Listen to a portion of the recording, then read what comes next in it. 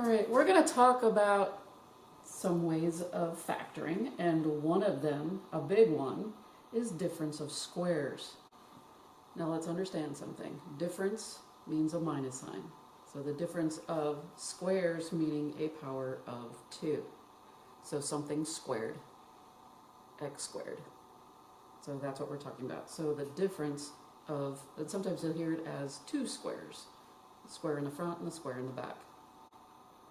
The difference of squares, when you factor it, is really quite simple. I actually like using these squares and triangles because it really does help students understand a pattern that goes on.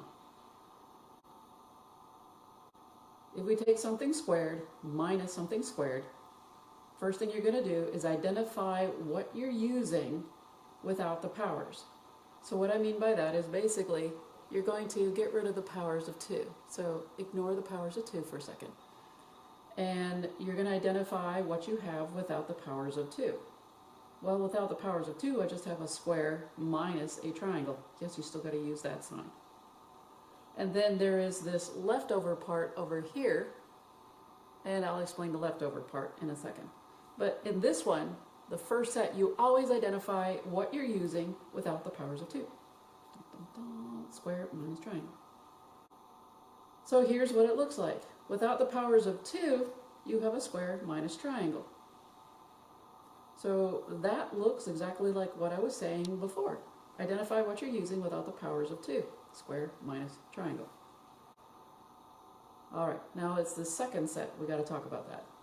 In the first set, again, use exactly what you're given without the powers of 2. I don't think we have a problem with that.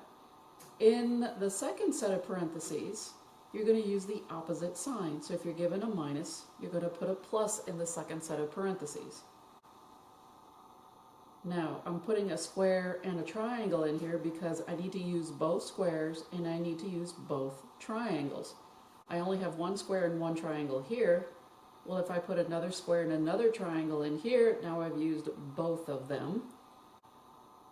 And it's always the opposite sign of what you used with the original. The other interesting thing that I want to get across is if this is a power of 2, your second set of parentheses is always dealing with your power. So I should have 2 spots here because I have a power of 2. If I had a power of 3, I should have 1, 2, 3 spots. So that's the way the powers work in this problem. So here's what we're going to do. We're going to check to make sure that this times this actually does give me something squared minus something squared. So I'm going to what's called FOIL, or distribute. Distribute's very generic. FOIL is very specific, but only with a 2 terms by 2 terms. So here's how this works. This guy goes to the square, so you got a square times a square. And you always put a plus sign in here. Then I got the square times this triangle. Square times a triangle. All right, cool. Next thing that I'm going to do, now that this square went to everything in the second set of parentheses, we're going to talk about this triangle. So understand, that's a minus triangle that I have to distribute to that square. So I have the minus triangle times that square, and I'm going to take this minus triangle times that other triangle. And so I still have a minus triangle, minus triangle. So far, so good. Well, I can rearrange the order of square times triangle is triangle times square, however it is that you want to write it. So if you want to write it with triangle times square instead, that's fine. Order doesn't matter when it comes to shapes.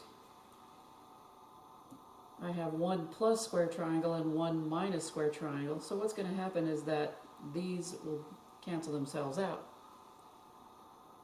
But then what's left? Turns out I have a square with a power of 2 minus a triangle with a power of 2. So I still end up with a difference of squares.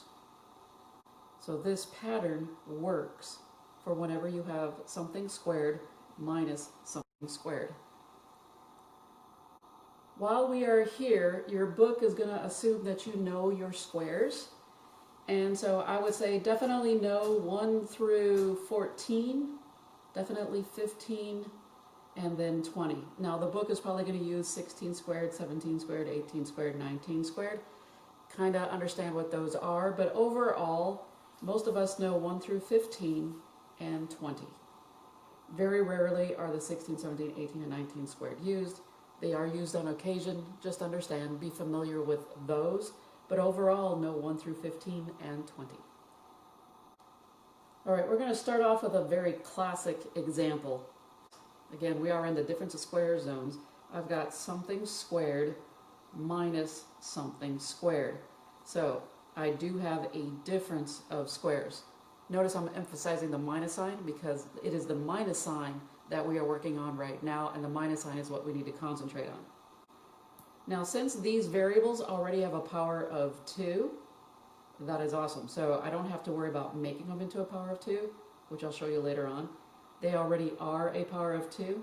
So what I'm going to do is understand. I'm going to put in my first set of parentheses basically what I'm looking at without the powers.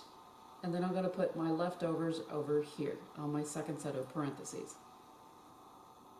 Here's what I mean. Without the powers, I have x minus y.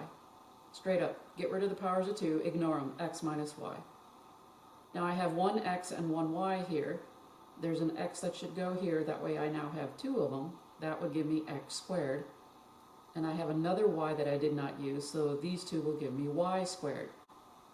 The only thing that's different is since I was given a minus sign, this has to be the opposite sign, a positive. And that is our final answer. Very short and sweet, very lovely.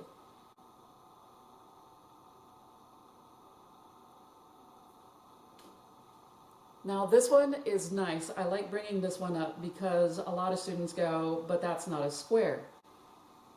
There's no square on the 1. And I'm like, well, officially, yeah, 1 can have any power that it wants.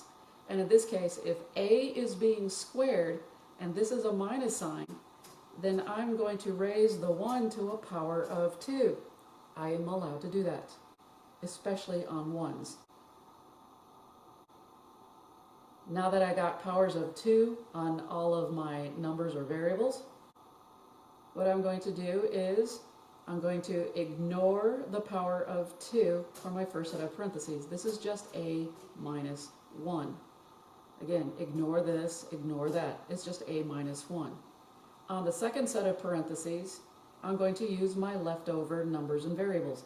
This is a, this gives me a squared. This has a 1, I need another 1. 1 times 1 is 1 squared. The only thing that is different between these two is that this guy gets a plus sign. That's it. Let's look at this new example. We have 4 minus c squared. Now right now this is 4 to the 1 power. This 4 does not have a power of 2 on it, but it is made up of something that has a power of 2 on it. And what is that? 4 is made up of 2 squared, 2 times 2. 2 times 2 is 2 squared.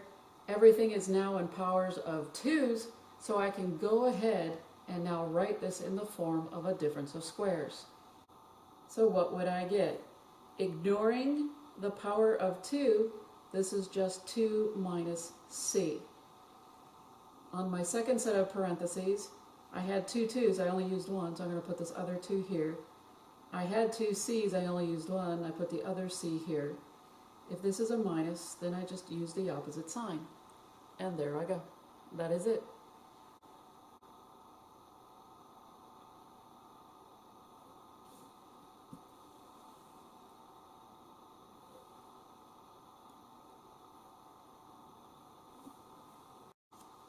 All right, let's move on to a harder problem.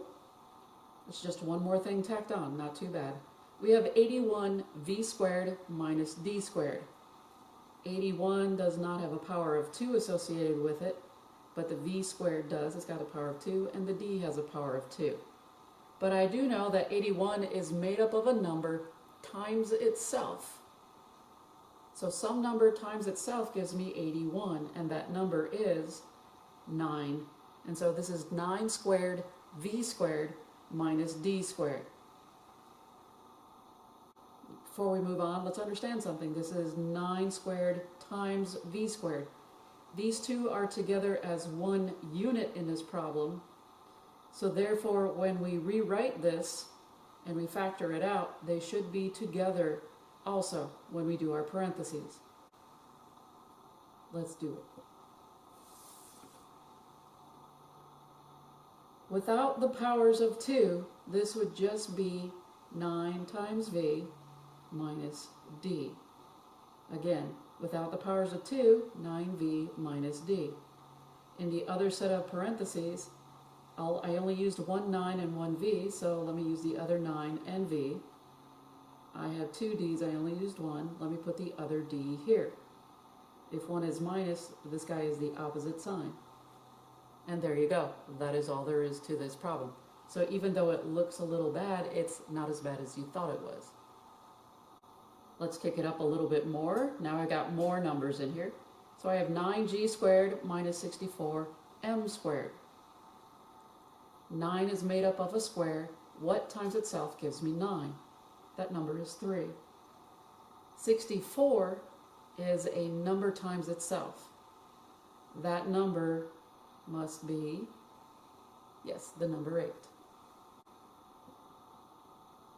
So what we have here is 9 is really 3 squared times g squared minus 64 is 8 squared times m squared.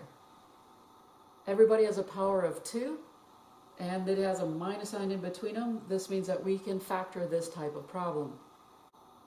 Let's work this. Without the powers of 2, we would have 3g minus 8m. They are together because this is 9 times g squared.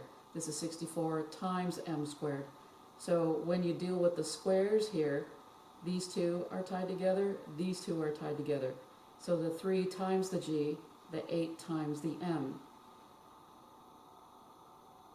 Then the second set of parentheses says it's the same thing, but a plus sign.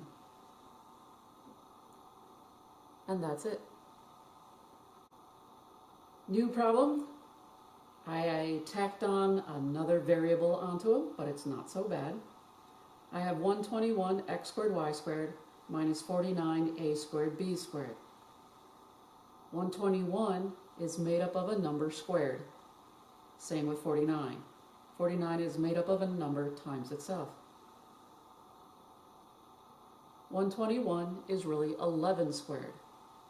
49 is really 7 squared. Lovely. All of these have a power of 2. All of these have a power of 2.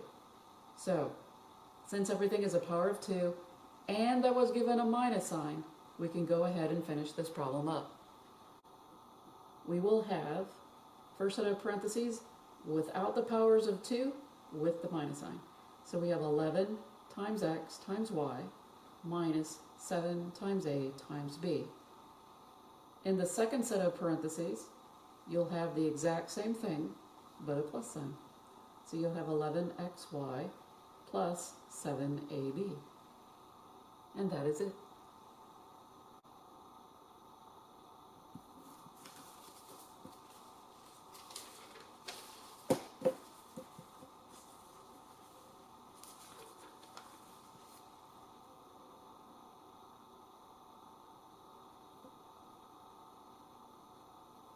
Now you know you're in my class, and I cannot help myself but to have fractions. So here we go. Do not spaz. I'm not asking you to do anything weird. All right? I'm not asking you to work with them per se, like in a problem and oh my God, it gets really hard. Understand what we're doing and you'll relate a little better to these. So, yes, I have a fraction. You have to say, so what?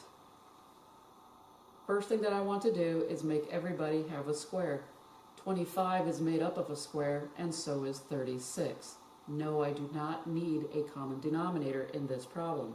So, one more reason not to be afraid of fractions in these.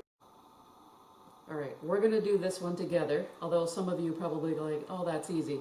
I'm going to let you know that if you went and stared at this for a little bit longer, you would understand that I am tricking you on this problem a bit. because what you see and what I see are two different things on this problem. I have 81v squared minus 25 squared b squared. Understand what I said. This is 25 squared. I'm not saying that I turned a 25 into 5 squared. This 25 already has a power of 2. I don't reduce it any further. This is good as it gets. Leave it here. So this was the trick part of this problem. It already has a power of 2. Leave it alone. This does not have a power of 2. That needs to be rewritten. 81, as we know, is 9 squared times v squared minus, this is 25 squared times b squared. Again, the 25 has a power of 2 on it. Leave it alone. Do not break it down any further. No. From here, what we're going to do is do our parentheses without the powers of 2. We have 9v minus 25b. Then we'll have the exact same thing, but with a plus sign. 9v plus 25b. We are going to stop here. A lot of students will go say, hey, can you go any further? And I'm going to tell you no. It looks like it, because you have a 9, that's a square, and 25, that's a square. But let me tell you something, what's going on. In order for me to go any further, this v has to have a power of 2, which it does not, and this b has to have a power of 2. Everything must have a power of 2 for me to use the difference of squares. This does not. This is a square, this is not. This is a square, this is not. This is as far as you will go. You cannot go any further with this problem. If everybody's a power of 2, you can move on. There's a power of 1, that's a power of 1, that's a power of 1, that's a power of 1. Even though these are powers of 2, everybody must be a power of 2 to move on. We do not have that.